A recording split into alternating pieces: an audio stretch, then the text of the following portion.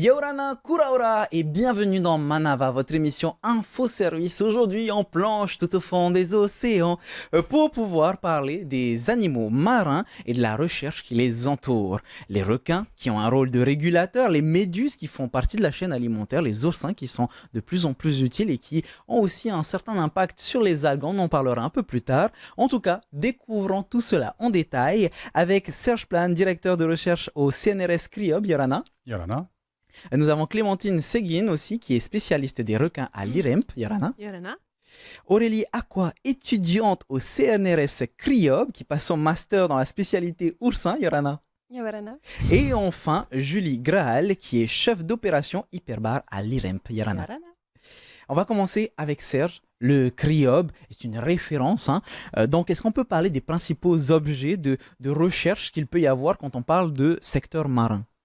Alors, lorsqu'on est en Polynésie, le principal objet de recherche, c'est le récif corallien, bien entendu. C'est ces barrières coralliennes qui nous entourent, qui sont essentielles, à la fois pour les rivages, à la fois pour la ressource en nourriture qu'elle amène aux gens, et à la fois pour les plongées, donc pour tout l'attrait touristique également qu'il y a. Et donc, on est finalement dans un écosystème qui apporte beaucoup de services finalement à l'homme et qui est aussi essentiel à la survie même parfois des îles et des populations côtières. Je suppose qu'au fur et à mesure des années, ce sujet qui sont les barrières de corail évolue un petit peu, c'est-à-dire qu'on va parler d'un sous-sujet, d'un autre sous-sujet au fur et à mesure ?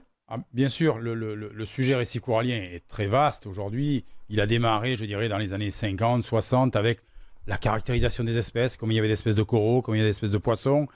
Ensuite, on a essayé de comprendre comment se comportait le corail, parce que le corail est un animal vivant, comment se comportent les poissons, comment se comportent les autres organismes dans le récif. Et on a essayé de mettre, je dirais, en espèce d'orchestre finalement, et quelles étaient les relations entre ces espèces. Donc, au début, on décrit, et ensuite la structure, et après, on décrit comment ça fonctionne. Ok, jusqu'à aujourd'hui, il me semble avoir entendu l'année dernière qu'il y avait des études autour des espèces amphidromes, si je ne me trompe pas. Alors, il y a effectivement des travaux qui relient finalement le milieu terrestre par les cours d'eau, par les rivières, au milieu du lagon et finalement de la mer.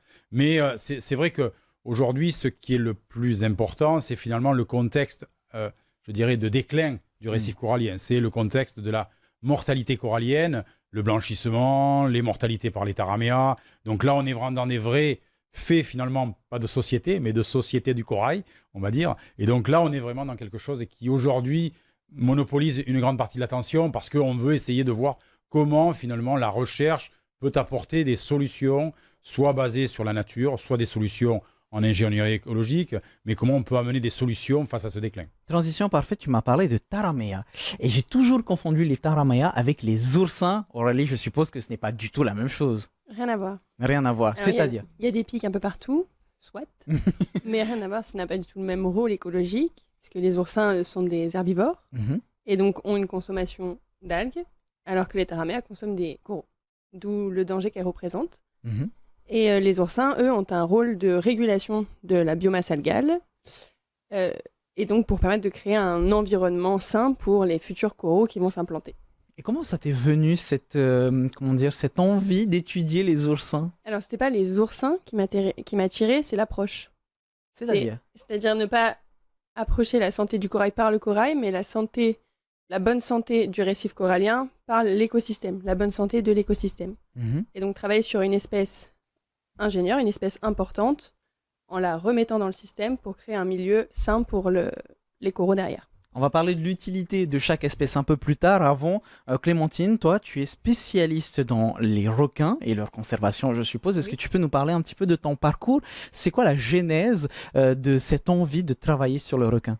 Moi, mon envie de travailler sur les requins, elle vient de la première fois que j'ai mis la tête sous l'eau en plongée sous-marine et où j'ai croisé un requin et où je me suis rendu compte que c'était pas du tout ce que je pouvais imaginer, que c'était pas du tout un animal féroce qui allait me poursuivre. Et du coup, j'ai eu envie de mieux comprendre cet animal et de lutter contre les biais cognitifs que les gens ont habituellement sur les requins, parce qu'il y a beaucoup de petites bêtises qu'on peut être amené à penser à cause de films comme Les Dents de la Mer, par exemple. Et du coup, j'ai fait ma thèse de doctorat sur la conservation de ces animaux et je continue mon travail pour mieux les protéger et les comprendre. C'est intéressant parce qu'on vient de parler des dents de la mer. Julie, ça veut dire que finalement, tous ces Quand on parle de poissons, pierres, par exemple, de méduses, de requins, on a une mauvaise approche. On estime que ce sont des menaces, mais ça n'en est pas. Alors non, on ne peut pas dire que ce soit une menace pour les gens.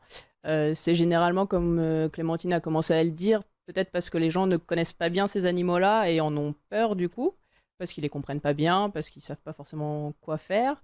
Mais finalement, avec quelques règles à suivre plutôt simples, on va dire, on peut éviter toutes ces menaces et ça n'a pas de risque pour l'homme.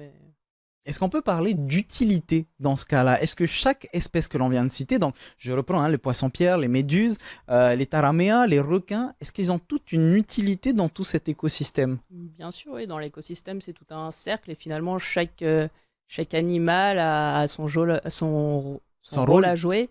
Et donc, du coup, ils sont tous utiles dans la nature. C'est pour ça qu'ils sont là. Alors, on revient sur les requins dans ce cas-là, sur la régulation. C'est ça, la régulation. Les requins ont ce rôle-là? Oui, tout à fait. C'est un parmi tant de rôles qu'ils ont, hein, parce que Serge, tout à l'heure, parlait de service que rend l'écosystème à l'homme.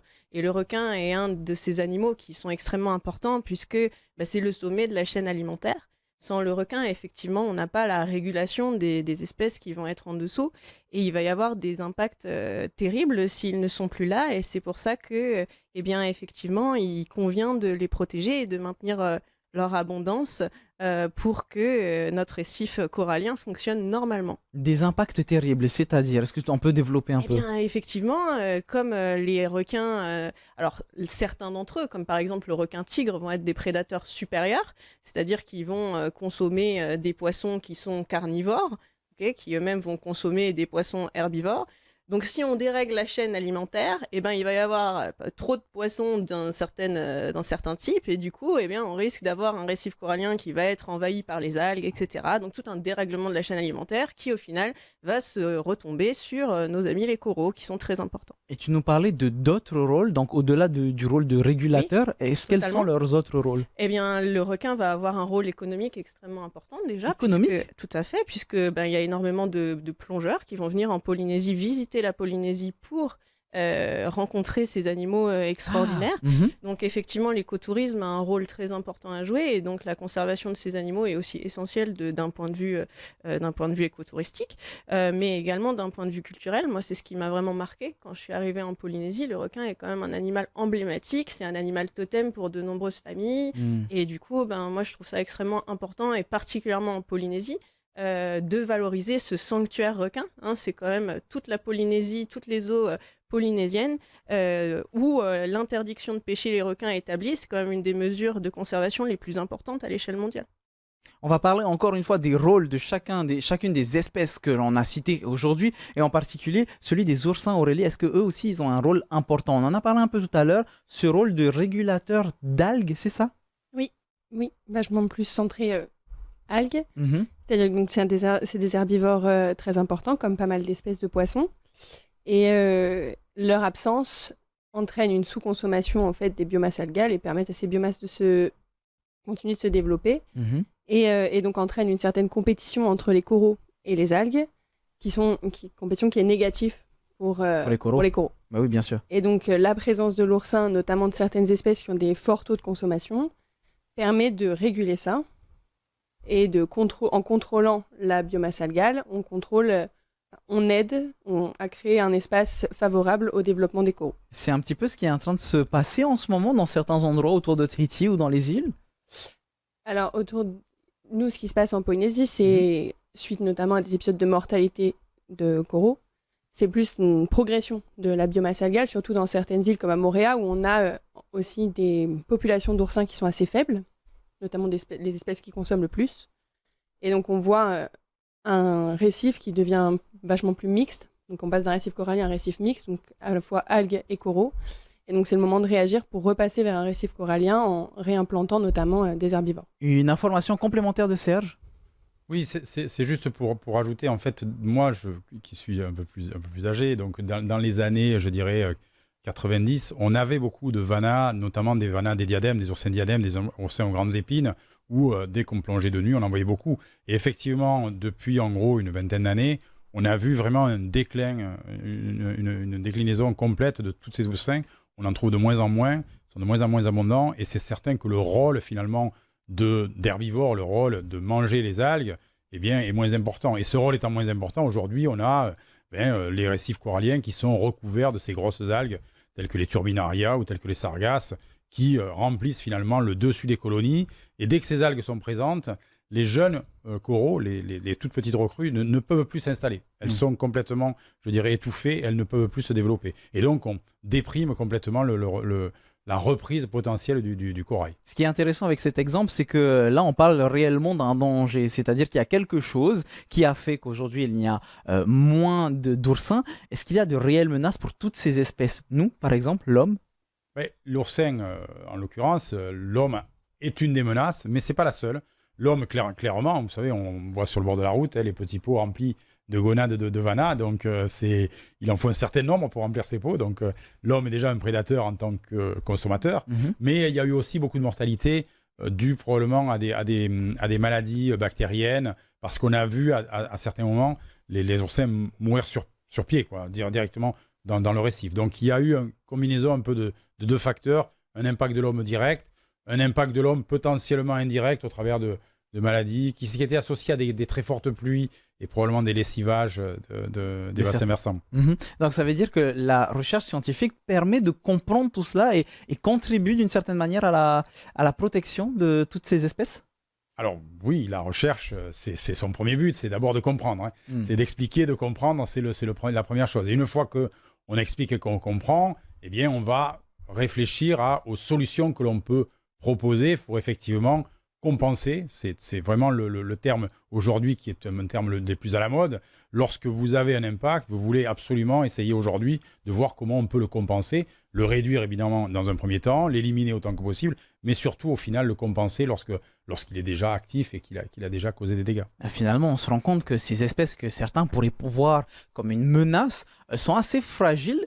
Dans ce cas-là, comment est-ce qu'on fait, Julie, pour rassurer les personnes pour qu'ils puissent se rendre compte que ce ne sont pas des menaces? Alors, il y a juste quelques petites règles qui sont assez simples, de faire attention. Voilà, souvent, tous ces animaux marins, on va les rencontrer en faisant du snorkeling, en allant plonger, donc de faire attention où on pose les mains, où on pose les pieds. Déjà, juste avec ces petites règles, on peut éviter de marcher sur un oursin, mettre la main sur un poisson-pierre ou des choses comme ça. Donc finalement, en faisant attention et en regardant l'environnement dans lequel on évolue, on peut éviter pas mal de blessures. Est-ce qu'il y a une peur qui est associée à toutes ces espèces qui finalement n'a pas lieu d'être? Est-ce que c'est juste des idées reçues d'après toi, Julie? La plupart, du coup, vont être quand même bien soignées si c'est pris en charge dès le moment où on a marché, par exemple, sur un oursin, que c'est bien pris en charge, qu'on fait attention, que ce soit bien désinfecté et qu'on fait attention à toute la suite et à l'évolution de la plaie que ça peut engendrer. Finalement, il y a peu de réels risques, de risques, finalement. de grands dangers. Si on vient de parler d'oursins, donc je me tourne vers toi, Aurélie. Est-ce que c'est vrai? J'ai toujours entendu dire qu'il fallait uriner sur l'endroit où on s'était fait piquer pour que l'aiguille sorte. Est-ce que c'est vrai, toutes ces bêtises, finalement? Est-ce que ce sont des bêtises ou pas, justement? Je n'ai jamais essayé, mais je n'y compte pas et je partirais plus sur les recommandations de Julie, à savoir désinfecter classiquement. D'accord. Et surveiller si les épines ressortent d'elles-mêmes dans les jours qui suivent. Et si c'est pas le cas, consulter. Ok, aller aux quelqu'un, urgences. Chez le docteur classique, c'est Ok, pas tout besoin simplement. d'aller jusqu'aux urgences pour des piqûres d'oursin, pour des épines. Pour des petites épines d'oursin, Oui. ça va. Oui. Par contre, on parle d'un sujet un peu plus épineux, j'ai envie de dire. Le poisson-pierre, Julie, là par contre, c'est urgence directe. Pierre, oui, en fonction, ça peut mériter d'aller aux urgences pour une prise en charge. C'est très douloureux. Et puis en fonction de la zone qui a été touchée aussi, c'est bien d'avoir une bonne prise en charge dès le départ. Donc toutes ces espèces, finalement, si on ne les embête pas, ne vous embêteront pas, si je comprends bien. En plus de ça, elles ont une place dans cet écosystème qui est finalement un petit peu fragile. Est-ce qu'on n'en ferait pas un petit peu des caisses, finalement, par rapport à toutes ces espèces, Clémentine? Eh bien, effectivement, il faut un petit peu remettre les choses dans leur contexte, dans le sens où, effectivement, on l'a vu, si on fait attention à l'environnement dans lequel on évolue, ces espèces qui certes, peuvent avoir des attributs qui piquent, qui mordent, qui empoisonnent, etc. Donc, bon, il faut juste bien les connaître, bien connaître l'environnement dans lequel on évolue, ce qui d'ailleurs est le cas de beaucoup de personnes ici, hein, quand même, qui connaissent bien leur environnement. Et du coup, voilà, c'est avec la connaissance qu'on arrive à aussi s'auto-protéger. Je reste toujours sur cette mauvaise idée de penser qu'une espèce est dangereuse ou pas, ou est une menace. Par exemple, j'ai lu qu'il y a plus de morts chaque année à cause des vaches qu'à cause des requins. Ah ouais, non mais tout à fait, hein. Attention, les vaches, c'est quand même un élément particulièrement... Non, alors effectivement, hein, on va avoir plus même de morts par la pratique de l'équitation que par les requins. Évidemment, beaucoup plus de morts par les moustiques ou même par les humains. Donc finalement, méfiez-vous de votre voisin avant de vous méfier du requin dans la mer. Donc effectivement, voilà, après, ça n'exclut pas d'avoir un respect pour ces animaux et d'avoir une vigilance quand on évolue dans le milieu marin. Ça inclut notamment le fait de ne pas aller se baigner seul. Ça inclut le fait de regarder ce qu'on fait. S'il y a un requin sur zone, le regarder tout simplement, ne pas le perdre des yeux. Si on se sent pas à l'aise, tranquillement regagner le rivage. Mais voilà, j'ai entendu dire qu'il fallait nager droit sur le requin pour le faire peur. Mais pauvre animal. Je ne sais pas, vraiment, je sors toutes ces idées reçues. Après, non, tout à fait, il faut le laisser tranquille. En Polynésie, nous n'avons pas de problème avec les requins, ce qui est d'ailleurs une grande chance à l'échelle locale. Après, effectivement, voilà, au niveau de la pratique, par exemple, de la chasse sous-marine, qui voit parfois certains petits incidents, et bien voilà, ne pas porter le poisson pêché sur soi. Il y a quelques précautions comme ça à adopter de manière à éviter au maximum le risque. Voilà, parce que effectivement, quand on est dans le milieu marin avec un stimulus olfactif pour le requin, on va évidemment l'attirer parce que le requin est un feignant. Donc si on lui prend la petite nourriture à sa place, il va vouloir nous la prendre. Mais c'est pas du tout parce qu'il veut nous manger, par exemple, dans ce cas-là. Serge, si on parle de piqûres de méduses, est-ce qu'il y a des choses aussi à faire dans ce cas-là? Bon, la piqûre de méduse, c'est une piqûre qui se traduit par une brûlure, en fait. Et donc, c'est l'équivalent d'une brûlure. Donc, de suite, réhydrater une plaie, mettre un peu d'acide type vinaigre, ça se fait également. Ça, c'est plus pour la douleur. Voilà. Mais je dirais, oui, voilà, c'est des précautions. Alors, il y a quelques... Pour revenir globalement... on ne peut pas dire qu'il n'y a pas de danger dans la mer et que tous ces animaux ne sont pas dangereux. Je pense que tous ces animaux sont potentiellement dangereux. Mais ce n'est pas un danger qu'ils provoquent. Et très rarement, c'est un danger qui est dans le sens où il est provoqué par ces animaux. C'est souvent un danger qui vient du fait de la pratique que l'on a dans l'eau, qui fait qu'on n'a pas été attentif, soit au comportement, soit tout simplement à ce qu'il y avait autour de nous. Par exemple, on l'a dit avec les poissons quand on va pêcher, par exemple. Par exemple, voilà. Donc finalement, c'est plus notre comportement et notre attitude finalement dans l'environnement marin sur lequel il faut faire attention. Si vous allez en plein milieu de la jungle en Amazonie ou en plein milieu de la jungle africaine ou en Inde, vous allez faire très attention à tout un tas d'organismes qui sont potentiellement bien plus dangereux d'ailleurs que ceux que l'on peut retrouver dans un récif corallien en Polynésie. Donc c'est plus une attitude et une préparation finalement à un potentiel danger, mais qui va rarement ou très très exceptionnellement provoqué par les animaux, qui va être généralement provoqué par nous-mêmes. Par contre, si on se tourne plutôt du côté de l'utilité, est-ce que ces animaux ont un intérêt scientifique?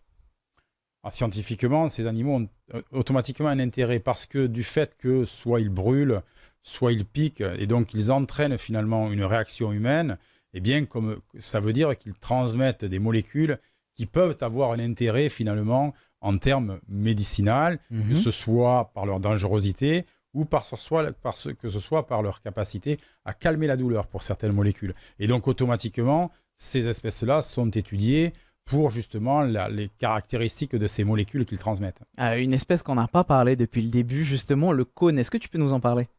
Très rapidement, donc les cônes, ce sont des petits mollusques, c'est des mollusques gastéropodes, c'est un escargot. En gros, c'est un escargot qui vit sous l'eau, avec une forme particulière, des coquilles qui sont souvent de couleur assez remarquable et qui sont, pour certaines, très très chères, même en Polynésie. Mais ils ont la particularité, c'est que ce sont que des organismes qui sont carnivores. Donc eux, ils ne mangent pas d'herbes, ils ne mangent pas d'algues, ils ne sont pas herbivores du tout. Et donc du coup, ils ont développé une espèce de harpon qui va harponner leur proie, qui va être parfois un poisson, parfois un autre mollusque.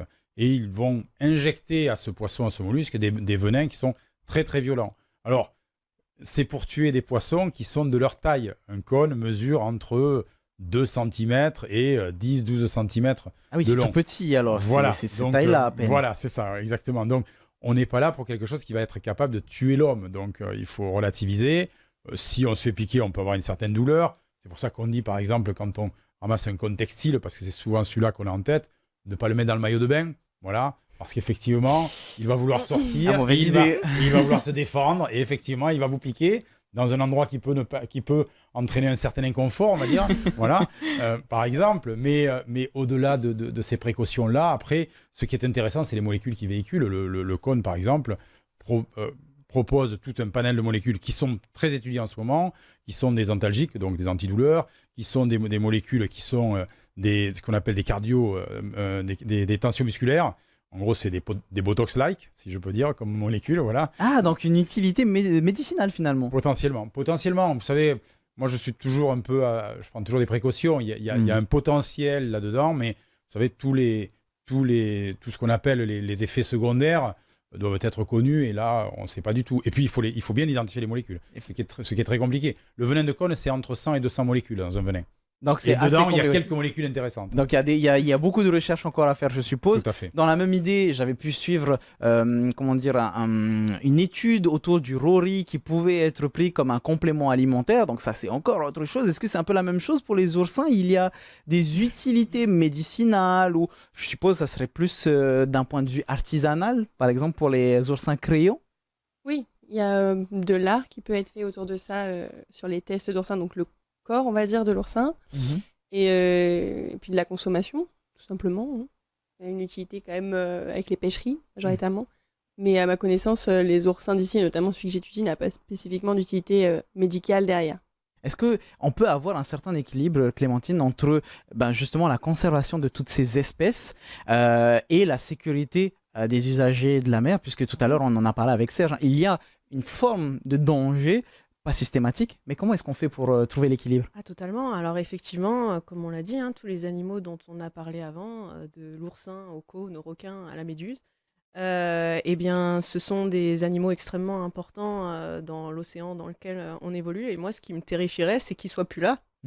Donc effectivement, vaut vraiment mieux qu'ils soient là pour l'ensemble de l'équilibre de nos écosystèmes, que ce soit pour la stabilité des poissons qu'on mange, de tout ce qu'on fait au quotidien, tout simplement dans un environnement insulaire comme la Polynésie. Donc faire attention finalement, Julie, aux idées que l'on véhicule à travers, comme on en a parlé tout à l'heure, les films ou même les idées reçues. C'est ça, oui. Les requins bâtissent toujours des dents de la mer. Et depuis, la peur des gens reste focalisée là-dessus.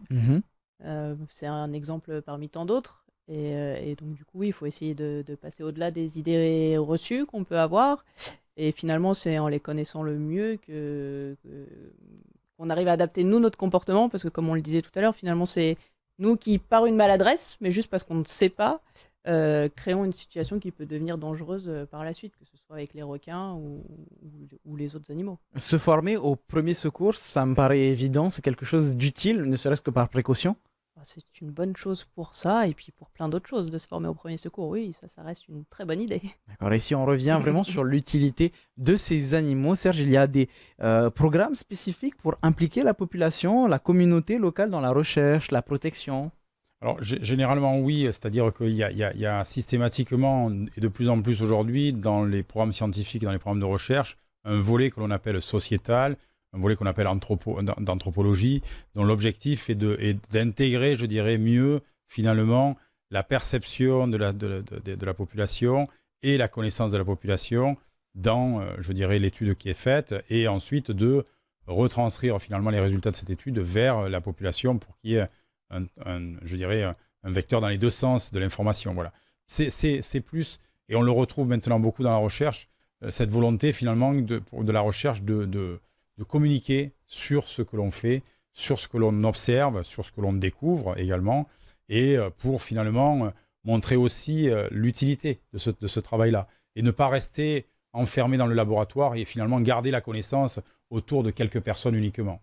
Donc, pour vous renseigner sur ce genre de programme qui peut exister, vous avez bien sûr les sites du criob.pf et du cnrs.fr. N'hésitez pas à aller vous renseigner directement, même sur tous les objets d'études de ces deux entités. Et puis, vous avez bien sûr la page Facebook de l'IREMP, l'Institut pour la recherche sur les écosystèmes mésophotiques et profonds. Et pour terminer très rapidement l'émission, ça veut dire que chaque espèce a une réelle utilité et l'éradication d'une espèce, Serge, peut amener à de graves conséquences. D'abord, on n'est pas juge pour dire que l'on doit éradiquer une espèce. Je pense que la nature s'est créée au cours de l'évolution et au cours des plusieurs millions d'années. Et je pense qu'on serait très mal placé, nous, en tant qu'espèce qui est devenue...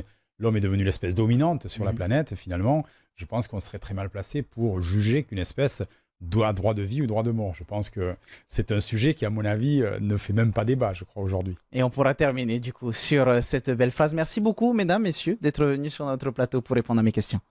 Merci beaucoup. C'est la fin de notre émission, les amis. On se retrouve demain, 17h, comme d'habitude. Et puis ce soir, à 18h, vous avez votre VA Tahiti. Maruru tutato faririr atrahuma parheana.